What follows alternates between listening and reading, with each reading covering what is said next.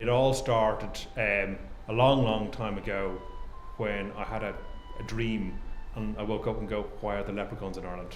What are they doing here? Why would they be here? And it became an interesting process then trying to discover what they're doing here. And then the whole of that world opened up and I began to talk to more and more people and it became extremely interesting. And I thought other people would like to find out about it. I've been with the museum from the start, and I suppose it was curiosity at the beginning because I didn't know what it was. All I knew was it was called the National Leprechaun Museum. When people came to us first, they said, well, who's it for? And I guess the real story there is anyone who likes a good story, that's who it's for. So the museum really wants to explore with people about this whole area, the imagination, what happens of all the stuff we don't know, how can we imagine it? How do we communicate with each other? How do we tell each other information?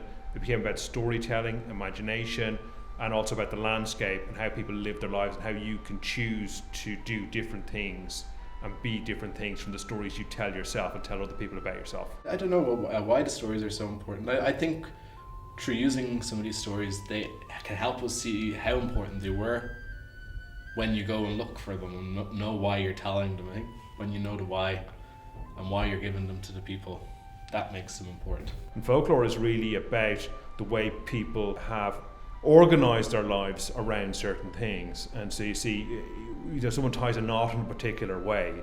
It's a folkloric element. They've got a job to do, but it's done in a particular way, or a basket is made in a particular way, or a story's told in a particular way. Then there are elements about how people have constructed their imagination and said, this is the way it's done here. And there's always reasons to it, but then on top of that, there'll always be something else, a little bit more mysterious, a little bit more imaginative, and that's what makes it really interesting. It's an experience. I mean, museum is the best word we can use for what we do, but I just don't think the language has caught up with the actual experience itself yet. My favourite part would probably be hearing the stories in the Bronze Room Fairy Force place. I quite liked the sound of the puka. I liked how the puka was just a fantastic excuse for if you ended up coming home a bit late.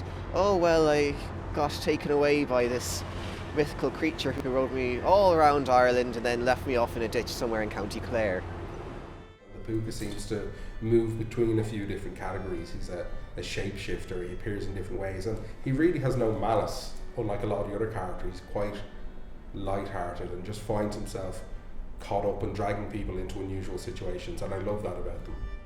I do like the leprechaun, and I like the leprechaun as I know them, and not necessarily as how the people would generally know them. I think there's so much more to them as well, much like the museum.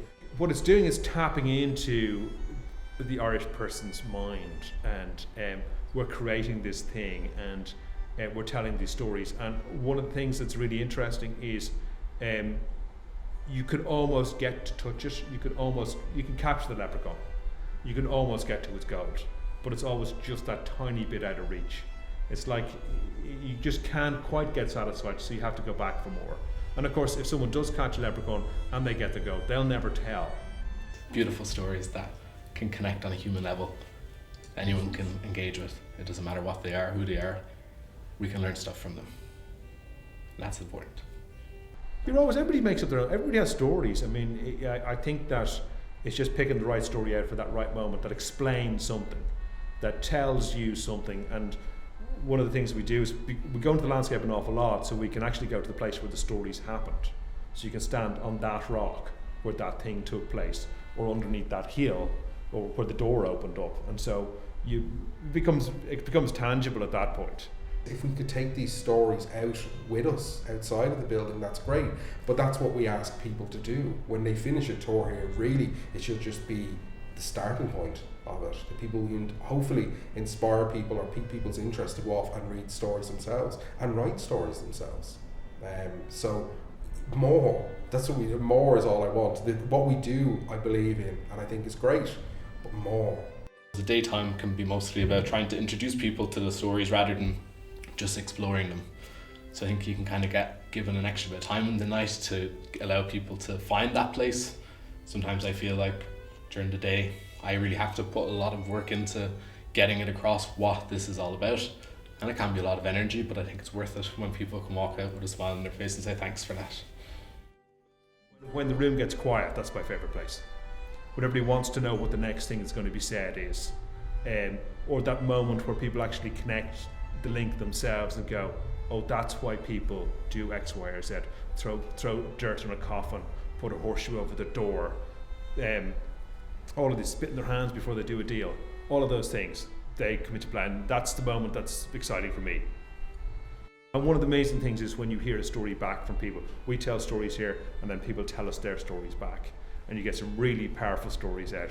And I guess one of the things you'd be really interested is people who are telling their story, they've been through an experience, and they're telling you that story, and it could be something that's normal and reasonable that happened, or it could be something that's happened to them that the only explanation is something incredible, and you go, and they take you on that journey, and you just buying into it, and you go, oh, what happened then? And they go, this is what happened. You go, wow, I'm glad you're here to tell me, and I'm glad I wasn't there. It's an experience. You come in, and what we do depends on who comes through the doors, and we're open to change it. We've no scripts, we've no headsets. We just enjoy the people that come in, and the medium for that is the stories.